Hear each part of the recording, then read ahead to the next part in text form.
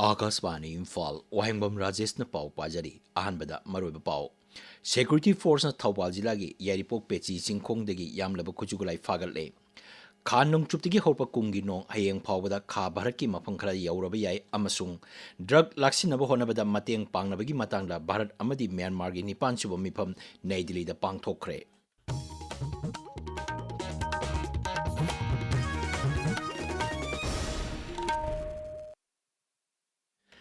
Security Force na sing amasung tampaki chingnaba mafam singda thi humbagi thabak leptana chathari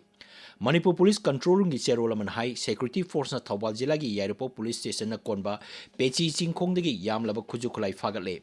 Fagalaba khulai sing adugi manungda AK rifle ama double barrel nongmai ama single barrel nongmai ani hand grenade mari detonator mari insas ki magazine ani AK magazine ani insas LMG magazine ama AK nongmai maru kunmanga 12 ball cartridge taret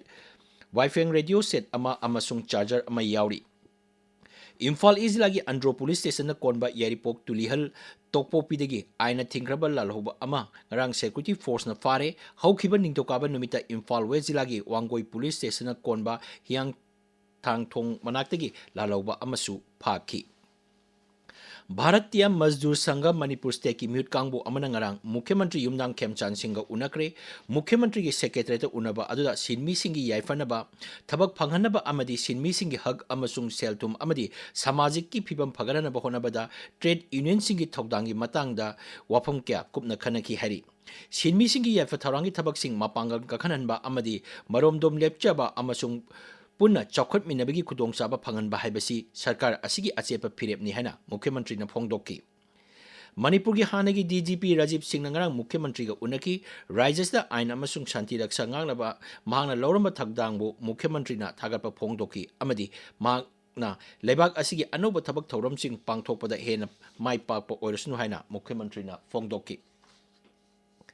Rabies amasung scrubs typhus ki matangda nomagi oiba miyambu hena khanganaba thauram ama ngarang Imphal East ki Nongren Community Hall da pangthokre ICDS Imphal East na sinduna pangthokiba thauram aduda miyoi kya laina makal ani leibra haina check toki thauram adu akhang ai kyana rabies amasung scrubs typhus ki matangda wangang ki Imphal West District Health Mission Society na sinduna lamboi khonang hungda hangliba relief camp ta lairiba IDP singi oiba lemna laing bi camp ama pangthokre Maduda TB Mukta Bharat Abhiyan gi makhada miyoi kya TB laina leibra haina I changeng tawba amasung X-ray logduna tongan ba makhal gi laina sing leibra haina yengthokki kem adu leiba miyoi marfu hena haksangi check up tawki Malim gi bicycle numit ngasi pangthokli kumja lising ani taran nipan degi hauna United Nation na sahi kudingi June 3 da numit asi pangthoktuna lagli Asang bana pumtham thalaba tunglam chakki damak cycle thoba haiba hiram sida Manipur su numit asi ngasi pangthokli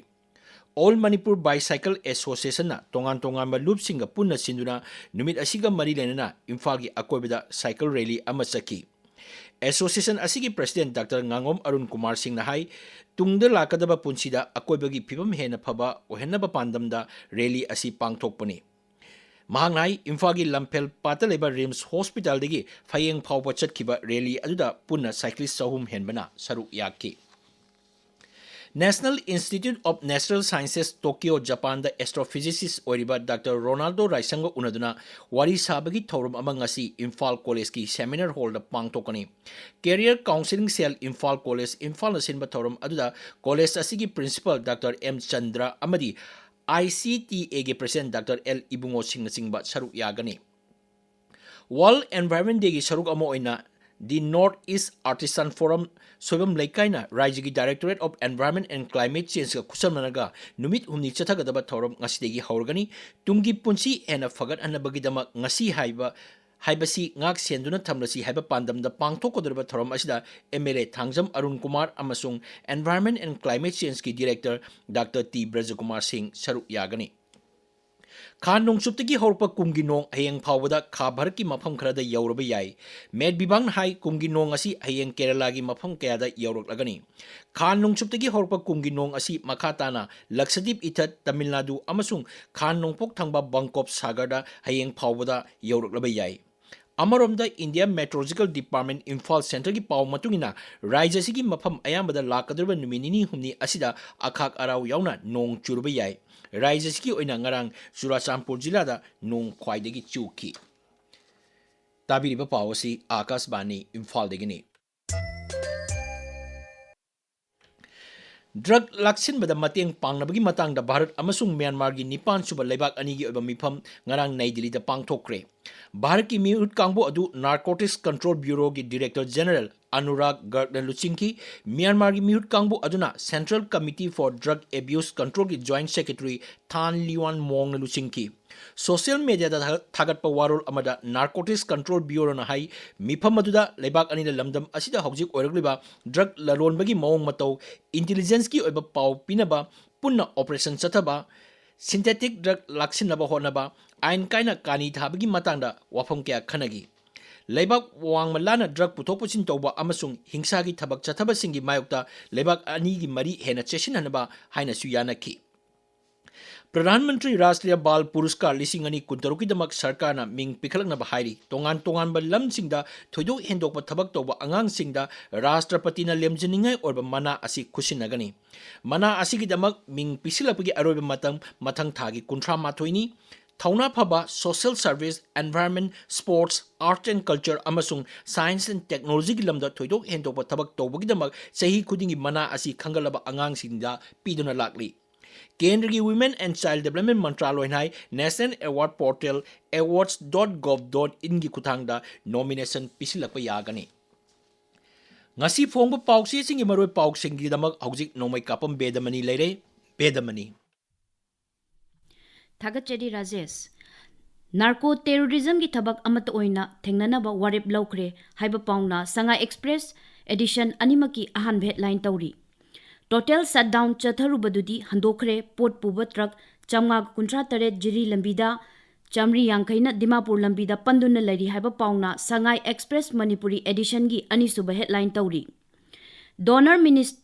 Minister na virtual oina polo gi matang da khanakre ministry gi senthang makhada Manipur bu polo capital haina masakta kadori haiba pauna pongnafam da anisuba headline tawri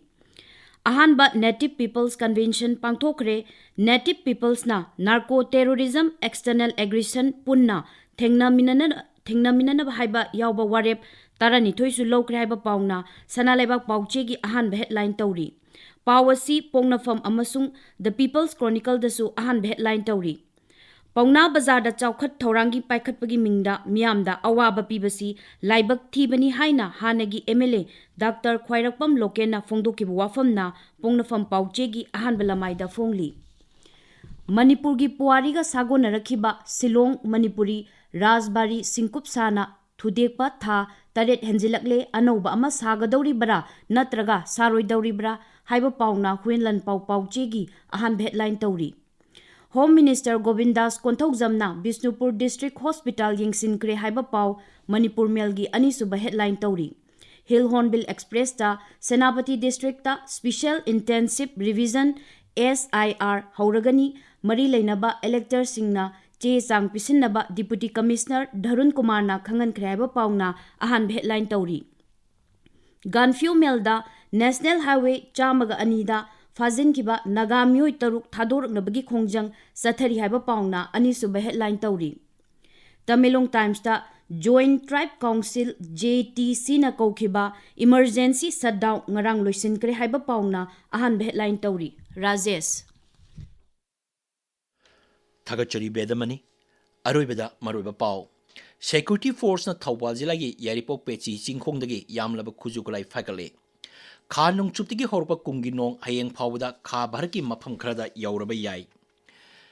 Raijasigi mafam ayambada lakadurba numinini humni asida akhak arau yauna nong churaba yai hari Raijasigi oina ngarang Churachandpur jilada nong khwaidagi hena chuki amasung drug laksinaba honabada mateng pangnabagi matangda Bharat amadi Myanmar gi nipan suba mifam ngarang Nai Delhi da pangthokre